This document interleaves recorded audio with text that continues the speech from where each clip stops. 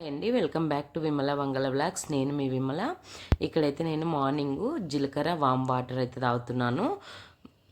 ఈ నా వాయిస్ అయితే కొంచెం జలుబు అయింది, సో కొంచెం వెరైటీగా రావచ్చు, ఏమనుకోవద్దు. సో ఇక్కడైతే మార్నింగ్ ఎప్పుడు కూడా ఈ డీటాక్స్ వాటర్స్ అనేవి మనకు చాలా వెయిట్ లాస్ అవ్వడానికైతే చాలా చాలా యూస్ఫుల్ అవుతాయండి. సో నేను ఒక్కొక్క రోజు ఒక్కొక్క డీటాక్స్ వాటర్ తాగుతాను. ఆల్మోస్ట్ డీటాక్స్ వాటర్స్ తాగనికే ట్రై చేస్తాను. ఇంకా నాకు అసలు ఆ రోజు లేదు, విపరీతమైన తలనొప్పి ఏదన్నా ఉంటే లైట్గా కాఫీ కానీ టీ కానీ, అందులో అది కూడా ఒక గ్లాస్ కంపల్సరీ వేడి నీళ్ళు తాగినాకనే తాగుతాను. అయితే అందులో బెల్లం వేసుకొని తాగుతాను, చక్కెర వేసుకోను. సో డీటాక్స్ వాటర్ అయితే కొంచెం దాల్చిన చెక్క, ఈ జీలకర్ర వాము వేసుకొని మంచిగా మరిగించాలి. కొంచెం ఆ వాటర్ అనేవి బాగా బాయిల్ అయినాక మంచిగా ఒక కప్ వచ్చినాక తాగితే హెల్త్కి చాలా మంచిది. ఫ్యాట్ అయితే చాలా బాగా బర్న్ చేస్తాయండి. పడిగడుపున ఈ వాటర్ డీటాక్స్ వాటర్స్ తాగడం వల్ల ఫ్యాట్ అనేది తొందరగా బర్న్ అవుతుంది. లోపల ఎక్కడైనా మలినాలు అంటే వ్యర్థ పదార్థాలు ఏమన్నా ఉన్నా అవన్నీ ఈజీగా బాడీ కొంచెం ఈజీగా క్లీన్ కూడా అవుతుందండి. అలాగే మన ఇప్పుడు జీలకర్ర వాము అయితే జీర్ణ వ్యవస్థను అంటే మన గట్ హెల్త్ను కూడా చాలా యూస్ఫుల్ అవుతుంది.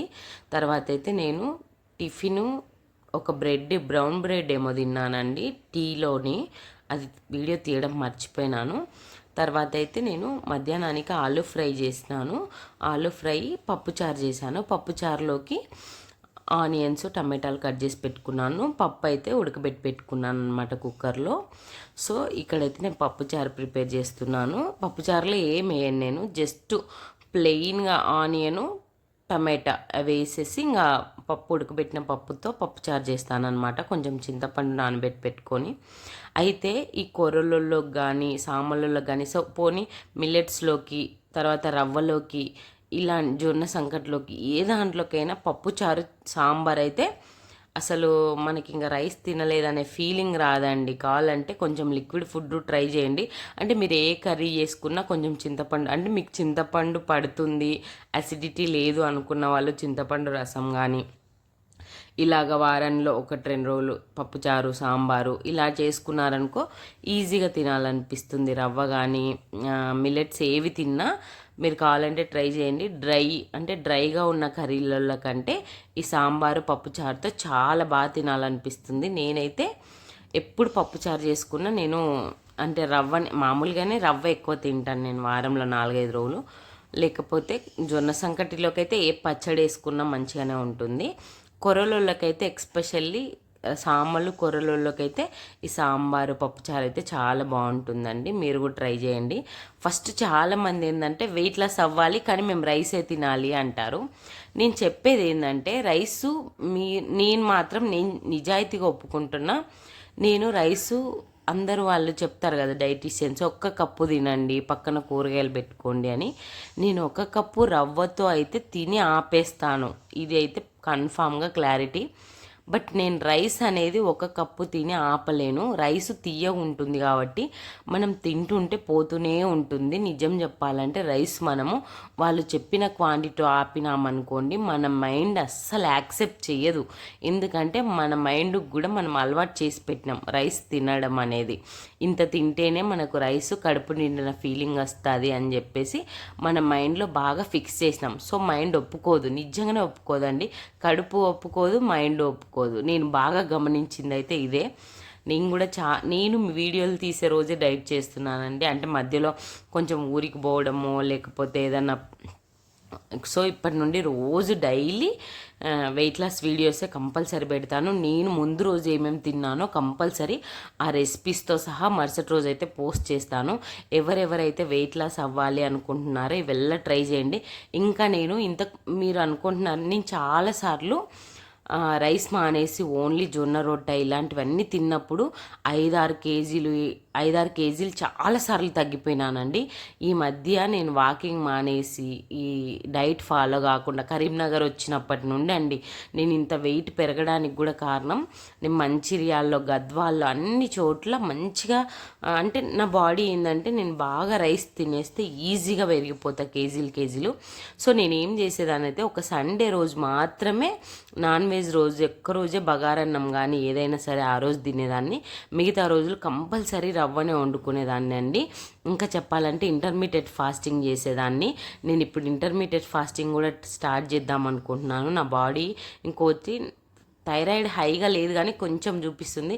ఈ ఇంటర్మీడియట్ ఫాస్టింగ్కి అయితే చాలా బాగా తగ్గుతారు. కానీ ఇంటర్మీడియట్ ఫాస్టింగ్ చేయాలంటే మీకు అసిడిటీ కానీ ఏ హెల్త్ ప్రాబ్లం కానీ ఉండకూడదు.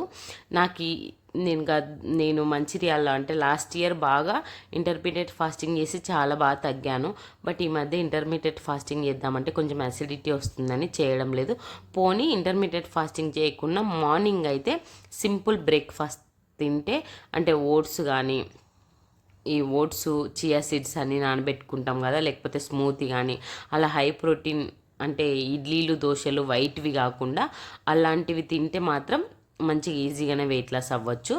బట్ మనం ఇంకోసి ఎక్కువ మార్నింగ్ బ్రేక్ఫాస్ట్ మానేసి మధ్యాహ్నం లంచ్ హెవీగా తినేస్తాము. సో అలా కాకుండా కొంచెంగా టిఫిన్ చేసేసి బ్రేక్ఫాస్ట్ మధ్యాహ్నం లంచ్లో కూడా మనము క్వాంటిటీ రైస్ అనేది, నేనైతే రైస్ ఒక కప్పు తినలేదండి. మీరు రైస్ తప్ప ఇంకేమి తినలేమంటే మీకు అంత మైండ్ కంట్రోల్ ఉంటే కానీ ఒక కప్పు రైస్ మాత్రమే పెట్టుకొని పక్కన మంచిగా కొంచెం బాయిల్ ఫ్రై చేసినవి చాలా వెజిటేబుల్స్ ఉంటాయి కదా, బీన్స్, క్యారెట్, ఆలు ఎక్కువ శాతం కూరగాయలు పెట్టుకొని కొంచెం ప్రోటీన్ కోసం ఒక ఆమ్లెట్ కానీ ఎగ్ కానీ పెట్టుకొని మంచిగా అలా బ్యాలెన్సింగ్గా తిని కొంచెం మజ్జిగ బటర్ మిల్క్ కానీ పెరుగు కానీ తినండి. కానీ రైస్ క్వాంటిటీ అనేది చాలా ఇంపార్టెంట్ మనము వెయిట్ లాస్ అవ్వాలి అనుకున్నప్పుడు. నేనైతే రైస్ తిని ఆగిపోలేను కాబట్టి నేను ఎట్టి పరిస్థితుల్లో రైస్ కంటే కూడా మిల్లెట్స్ కానీ రవ్వ కానీ ఇలాంటివే చాలా ఎక్కువ ఫాలో అవుతాను అనమాట. నేనైతే రైస్ తిని ఆగిపోలేను. నేను చెప్పినాను కదా. ఇంకా జొన్న రొట్టె అయితే చాలా బెస్ట్ అండి. ఈ మధ్య నాకు చేసుకునే ఓపిక లేక జొన్న రొట్టె చేస్తలేను, కానీ జొన్న రొట్టె అయితే మధ్యాహ్నము ఈవినింగ్ 2 పూట్ల జొన్న రొట్టె ఒకటి తినుకుంటూ కర్రీ వేసుకొని సలాడ్ పెట్టుకొని తింటే ఈజీగా వెయిట్ లాస్ అవుతారు. నిజం చెప్తున్నా. మీ ఇంట్లో జొన్న రొట్టె చేసే వాళ్ళు ఉంటే మాత్రం జొన్న రొట్టె తినేసేయండి.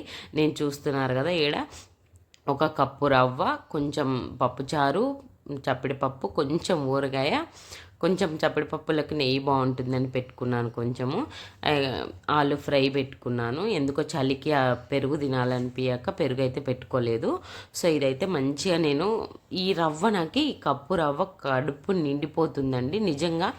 అంటే రవ్వ ఆడికి తినేసరికి తీయగా ఉండదు కదా రవ్వ.